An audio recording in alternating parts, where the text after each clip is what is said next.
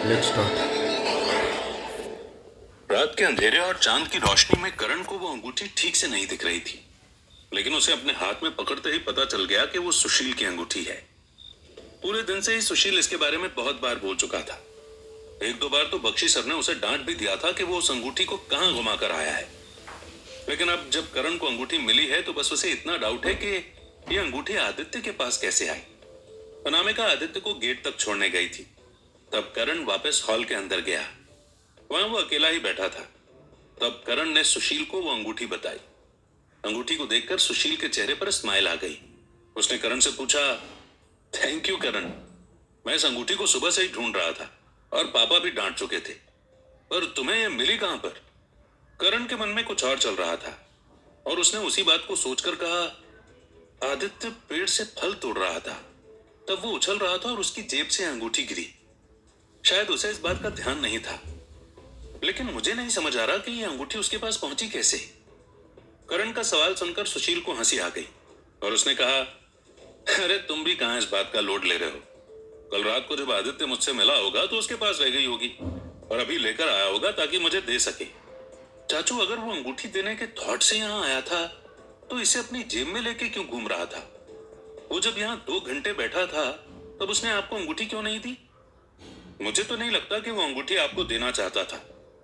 मुझे तो वो आदमी पहले ही समझ नहीं आ रहा है, करण ने कहा। इस बात को सुनकर सुशील के चेहरे की हंसी गायब हो गई और उसने पहले आसपास देखा कि कोई उनकी बात सुन तो नहीं रहा। फिर उसने कहा, तुम बिल्कुल ठीक सोच रहे हो करण। मुझे तो पहले दिन से ही इस आदमी पर डाउट है कि ये हमारे पैसे और पावर के पीछे पड़ा हुआ है। देखा ना तुमने उसको, ना बात करनी आती है और ना ही बड़े लोगों के सामने बैठने का तरीका आता है। बस अकड़ दिखाता है कि जैसे किसी राजा का बेटा होगा। लेकिन मैं उसके परिवार को भी अच्छे से जानता हूं और उसको भी। सब फटीचर हैं साले। अभी तो तुमने इसका आधा चेहरा ही देखा है। मैं तुम्हें पूरी बात बताऊंगा तो पता नहीं तुम क्या करोगे। तो आप बताओ ना, मुझे भी सुनना है कि क्या गुल खिला रखे हैं इस आदित्य ने। मुझे ऐसे लोगों से सख्त नफरत है। करण की इस बात को सुनकर सुशील के चेहरे पर एक अलग ही स्माइल आ गई। उसे करण में अपना वो वर्जन दिखने लगा जो आदित्य से सच में नफरत करता था। तब सुशील ने उसी तरह स्माइल करते हुए आगे कहा, मैं तुम्हें पूरी बात बताऊंगा करण, एक एक डिटेल दूंगा। लेकिन तुम्हें एक बात का ध्यान रखना होगा कि हमारी पूरी कन्वर्सेशन ना तो तुम अपनी बहन को बता सकते हो और ना ही तुम्हारे दादू को।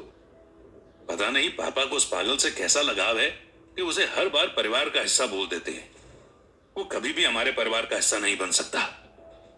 हाँ, उसकी औकात ही नहीं है, करण ने कहा। सुशील को उसकी बात सुनकर हंसी आ गई और वो जोर जोर से हंसने लगा। करण भी उसके साथ हंसने लगा और फिर सुशील उसको आदित्य की सारी बातें बताने लगा। वहीं दूसरी ओर जब आदित्य बख्शी विला से निकला तो उसने ऑटो पकड़कर घर जाने का सोचा। ऑटो में उसे हल्की ठंड लग रही थी, लेकिन फिर भी वो एडजस्ट कर रहा था। उसके मन में वही सारी बातें चल रही थी कि जिस तरीके से सुशील को कल रात की कुछ बातें याद हैं, तो क्या उसे ट्विंकल का चेहरा पूरे तरीके से याद है या फिर बस इतना ही जितना उसने बोला था। पर किसी दिन अगर वो उसे एनकाउंटर करेगा तो तब क्या होगा? उसके मन में फिर से एक डर बैठ गया था। उसने सुशील के साथ जो भी किया था उसका खामियाजा अमित या फिर ट्विंकल को भुगतना पड़ सकता है। जब उसने अमित के बारे में सोचा तो उसे अंगूठी का ख्याल आया कि उसने सुशील को अंगूठी नहीं दी।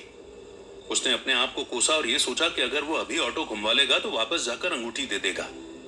लेकिन जब वो उसे अपनी जेब में ढूंढने लगा तो ना तो उसकी पैंट की दोनों जेब में अंगूठी मिली और ना ही कोट या फिर शर्ट की जेब में। उसे एकदम से चिंता होने लगी कि अंगूठी आखिरकार गई कहां।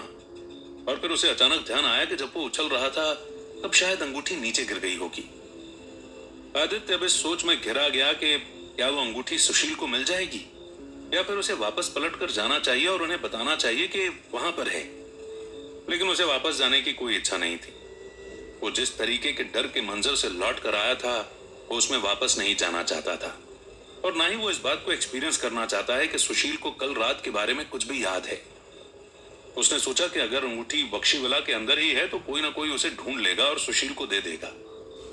तब बात सिर्फ यही आएगी कि शायद सुशील जब गार्डन में घूम रहा होगा तो उसकी अंगूठी वहां गिर गई होगी। इसी बात को सोचकर आदित्य को थोड़ा सा रिलीफ महसूस हुआ। आदित्य जब अपने घर के बाहर पहुंचा और ऑटो में से उतरा तब उसने देखा कि पूरा घर एक बार फिर से अंधेरे में घिरा हुआ था।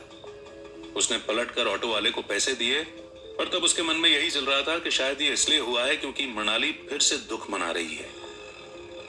आदित्य जब ऑफिस के बाद घर नहीं पहुंचा तब उसे यही लगा होगा कि वो यहां से चला गया है, लेकिन वो लेट ही सही पर घर वापस आ गया था। जब वो आगे चलकर गेट की तरफ जाने लगा तब उसने अपने लेफ्ट साइड देखा कि मृणाली की गाड़ी वहां नहीं खड़ी है। उसे इस बात का डर लगा कि शायद मृणाली ने जब कल कहा था कि वो इस घर से अपने घर चली जाएगी तो शायद वो यहां से चली गई है। आदित्य जब गेट के पास पहुंचा तब उसका मन बहुत असमंजस में पड़ गया कि उसे अंदर जाना चाहिए या नहीं, क्योंकि अगर मृणाली वहां नहीं है तो फिर अंदर जाने का कोई मतलब ही नहीं है। वो पूरे घर को अकेले सह नहीं पाएगा। लेकिन फिर अचानक उसके मन में पता नहीं क्या आया और उसने गेट खोल दिया। आदित्य का मुंह लटक गया था। उसने उसी निराशा के साथ अपने जूते उतारे और उस अंधेरे में बिना लाइट चालू करे ही वो हॉल के अंदर चला गया। वो ना तो आसपास किसी चीज को देखना चाह रहा था और ना ही उसके अंदर इतना एक्साइटमेंट था कि वो गर्दन उठाकर कुछ भी रिएक्ट कर सके। वो धीरे धीरे चल के सोफे पर लेट गया। उसकी आंखें सीलिंग की तरफ देख रही थी। उसके सामने आज इतना अंधेरा था जैसे कि एक पल के लिए उसे समझ ही नहीं आ रहा था कि उसकी आंखें खुली हुई हैं या बंद। पर जब उसने एक दो बार उन्हें झपकाया तब उसे समझ आ गया कि सोने के लिए आज शायद ही उसे आंखें बंद करने की जरूरत पड़े। उसे उस सीलिंग पर बहुत सारे सीन दिखने लगे जहां पर वो मृणाली के साथ इस जिंदगी में आकर सब कुछ सही कर बैठा था। लेकिन जब उसके सामने अपना सबसे बड़ा खतरा आया है तब शायद वो मृणाली को खो चुका है। उसे अपने आप पर बहुत गुस्सा आया और लगा जैसे अंधेरे में कहीं ना कहीं मृणाली का चेहरा सीलिंग पर चमक रहा है। आदित्य ने उसकी आंखों में देखा और फिर उसने अकेले कमरे में ही बड़बड़ा कर कहा, मृणाली तुम क्यों मेरी जिंदगी से चली गई? ऐसी भी क्या गलती की थी मैंने कि तुम्हें मुझसे दूर जाना पड़ा? बस एक लड़की से ही तो बात करी थी यार। उस लड़की को मैं कुछ भी नहीं मानता हूं, बस वो तो उसके परिवार से जुड़ा हूं इसलिए उससे मिलता रहता हूं, लेकिन उसके अलावा कुछ भी नहीं है। मुझे माफ कर देना कि मैं कभी तुम्हें ये बात समझा ही नहीं पाया। और तुम्हें तो पता है ना कि मैं तुमसे कितना प्यार करता हूं। कहां हम थोड़े दिन बाद शादी करने वाले थे और अब अचानक से तुम मेरी जिंदगी से चली गई हो। मुझे अपने आप पर बहुत गुस्सा आ रहा है। मैं शायद अपने आप को जीवन में कभी भी माफ नहीं कर पाऊंगा कि मैंने तुम्हें अपना बनाने का एक और मौका खो दिया। लेकिन शायद ये गुस्सा करना किसी मतलब का ही नहीं है, क्योंकि मैं पहले ही एक बार तुम्हें खो चुका हूं और इस जिंदगी में तो बिल्कुल भी नहीं खोना चाहता था। मुझे माफ कर दो और अगर तुम्हें मेरी आवाज आ रही है तो प्लीज मृणाली वापस आ जाओ। मैं तुम्हारे बिना शायद ही जी पाऊंगा। और मरने का प्लान फिर कब है तुम्हारा? आदित्य को अचानक से मृणाली की आवाज आई और वो सोफे पर स्ट्रेट बैठ गया। उसे ऐसा लगा जैसे आवाज आसपास से ही आई है और वो हर तरफ देखने लगा। तभी उसे किचन में डाइनिंग टेबल पर फ्लैश लाइट जलती हुई नजर आई और उसे मृणाली दिखी। उसके चेहरे पर स्माइल थी और वो आदित्य की तरफ ही देख रही थी। तब आदित्य ने कहा, तुम इतनी देर से यहां बैठी थी? हाँ, मैं इंतजार कर रही थी कि तुम कब नोटिस करोगे, पर शायद तुम तो कुछ और ही सोचकर बैठे थे। बताओ ना क्या कह रहे थे? बहुत इंटरेस्टिंग बात लग रही थी, मृणाली ने कहा और वो इतना कहकर स्माइल करने लगी। आदित्य ने बहुत दिनों के बाद उसके चेहरे पर एक हंसी देखी थी और उस हंसी से उसे इतना यकीन हो गया था कि मृणाली सारी चीजें भूल चुकी है। उसने तब उससे पूछा, लेकिन अगर तुम यहां हो तो तुम्हारी गाड़ी कहां है और पूरे घर की लाइट क्यों बंद है?